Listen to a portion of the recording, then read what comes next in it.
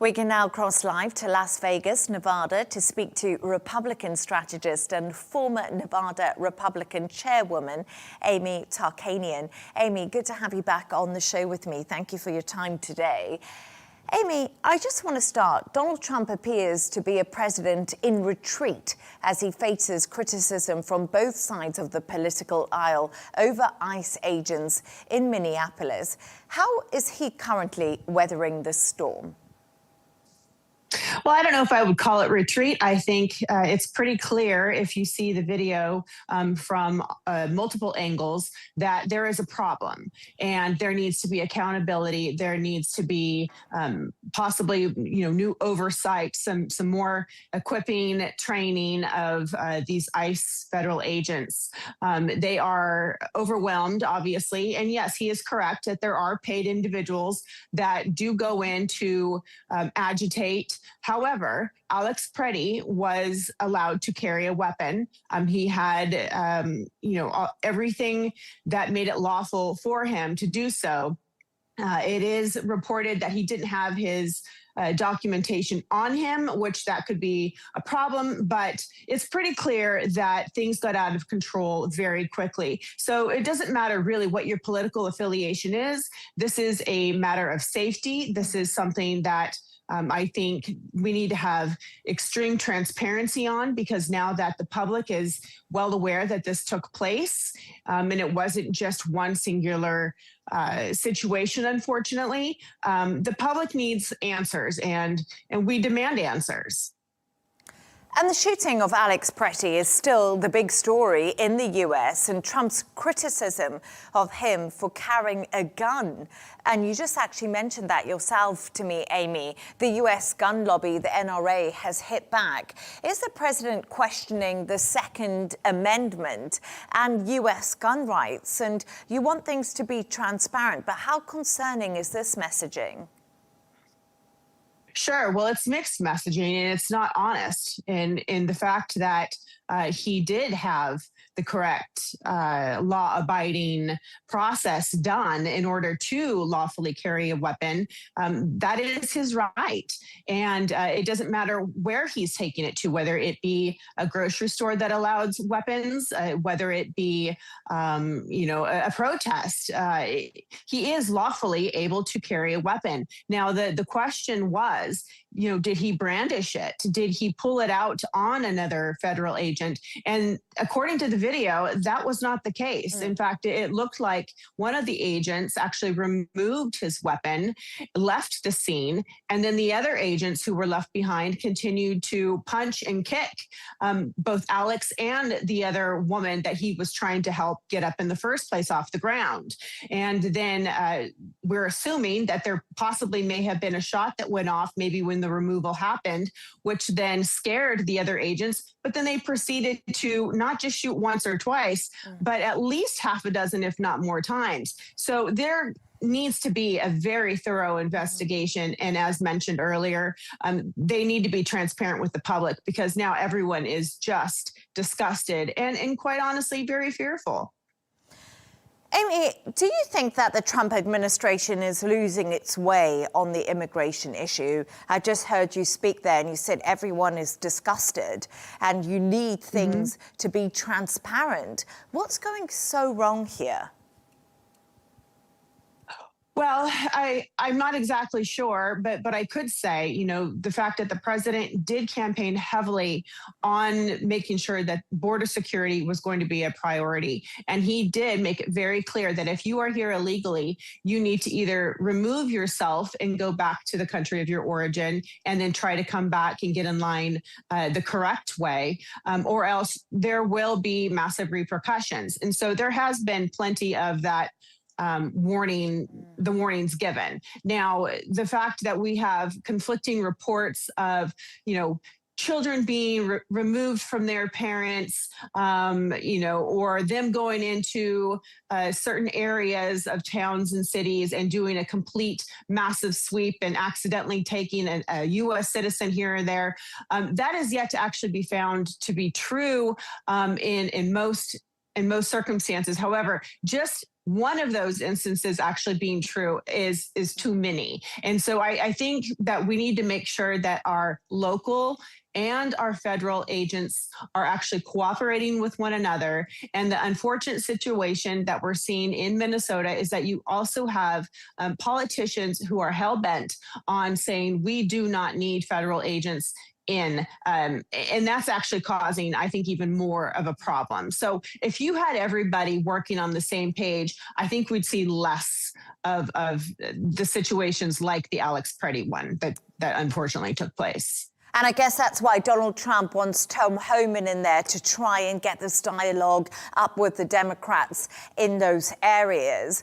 But I just want to ask you a final question. And Trump has accused the Congresswoman Ilhan Omar of organizing an attack against herself after she had an unknown liquid sprayed on her. What do you make of this? I think that's childish, and I think that's an assumption that he probably needs to keep within his private circle. I don't think that fanning the flames helps anything. And if that were the case, then shame on her. And if not, I think that's a scary situation. And actually, there has been a dramatic increase in attacks on our politicians. And so, I think it's to be taken seriously, not to be made a joke of. Amy Tarkanian, as always, good to have you on the show. Thank you for your time.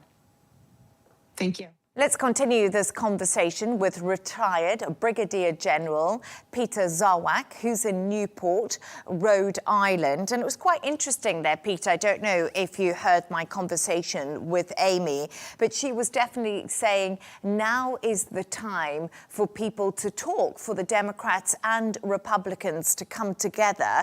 But in your opinion, Peter, is this a climb down from President Donald Trump following the political fallout over the fatal shooting of 2 U.S. citizens by ICE officers? Yes, thank you for having me. The president right now, unfortunately, just inflames when he speaks. He, yes, there's an attempt at conciliation, and then a dart is thrown. It's not healthy. And this is manifested in the way our Congress reacts back and forth. And then our population. We've heard it from several people. We suffer from an enormous trust deficit in the United States. And you can see it playing out in the aftermath of the tragic shootings in Minnesota the last couple days. There's no civility between the political parties. I'm retired military. The veterans, the veterans groups are livid at what happened to the medic, to the medic who was shot just 3 days ago. I mean, it's just one thing after another. The trust deficit is bad,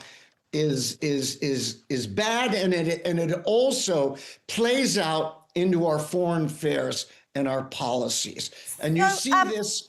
So, Peter, you actually seem pretty frustrated when you're talking to me right now about the US President Donald Trump, the situation that's been unfolding in Minneapolis. And of course, an ICU nurse lost his life. We also had another US citizen lose her life. Right now, what can the Democrats do to change things, to tone down the rhetoric, to make things a little bit easier right now for the US and get that trust back from the people? Leigh-Ann, it is a great question. And unfortunately, I don't think it's going to come between the various elements and groups and advocates in our population. The moral tone, the verbal tone needs to start with leadership to include Congress. Right now, as we know, there is a hearing right now with Marco Rubio in the Senate Foreign Relations Committee, finally having a discussion about our interventions, I'll say, and the trust deficit we have internationally. Our whole body politic, to include our population, doesn't trust each other. I think that a lot of people really want to get it back on track. Maybe the government, both parties or multiple parties, see that it is going too far.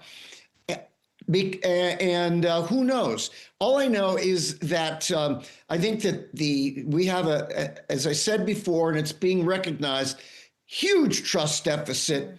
Groups don't trust each other. Population don't trust each other. The whole issue with Minnesota and ICE and all of that, it starts with trust. They don't trust them, and for good reason, because they've come in like stormtroopers. So we've got a problem, and we need to work on our own house. Well, meanwhile, not burning our foreign relations down, as we are seeing with Greenland, Denmark, and NATO. I'm a lifetime NATO guy, so I've been very, very, very troubled by what I've seen. So, Peter, I just want to speak to you a little bit about, we've been discussing, and you've been talking to me about the lack of trust, these deep divisions in society in the US at the moment, and we're watching pictures on our screen, and we can see that play out in places like Minneapolis, where ICE agents have been delivered and where they're going. But listen, the big question here is the midterm elections, they're not far off. Donald Trump has them in his mind's eye. He went to a rally in Iowa yesterday. We saw thousands of protesters gather there. Do you think that now maybe Donald Trump will think, I need to focus on domestic issues and not so much on foreign policy to get things back on track? I think it's a very, very good question. And I think for his political survival, he must.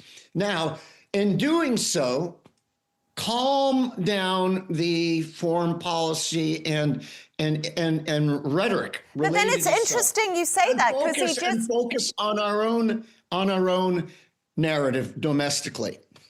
And it's interesting you say that, because you say calm down on the foreign policy, but he just put on Truth Social another warning to Iran, Peter. Your point is great, because he has so much of his own making, kettles, if you will, bubbling right now, both in foreign policy and then this huge domestic problem, which was already simmering, but blew out just now with Minnesota and is nowhere near resolution. I am very glad that this is now in our Congress, where it should be, should have been from the get-go. Where senators and representatives have a hard time speaking and are looking for rudder guidance, if you will, from the White House, especially on the Republican side. So yes, we have major problems. However, they aren't all standalone. I mean, the international issues could overwhelm or subsume domestic problems, but in the same token, our domestic problems could overwhelm whatever we're trying to do internationally. And what we don't want are if you will, a situation where one is being used to mask the other. And this goes back at the trust deficit in my own country. And you see this in Minnesota. People don't trust each other, and it's really dangerous. But at least now our people in Congress are talking about it. I think the White House, where even our gun control people, which is a major issue in the states, have been put back on their back feet based on the president saying we got to get a handle on the guns. So we are in a swirl right now. We need to stay clear-eyed on the main big objectives. As you mentioned, one of them in my mind is foreign policy and our allies. We can talk about our threats, but you need your allies to deal with your threats. And then within the United States, we just got to find a way, both sides, to calm each other down. And this plays out into our population. Peter, I'm so sorry. We're going to have to leave it there. But it was brilliant to speak to you. And it was a really interesting conversation, especially on the trust deficit you're talking to me about. Peter Zwack, thank you for your time. My pleasure. Thank you.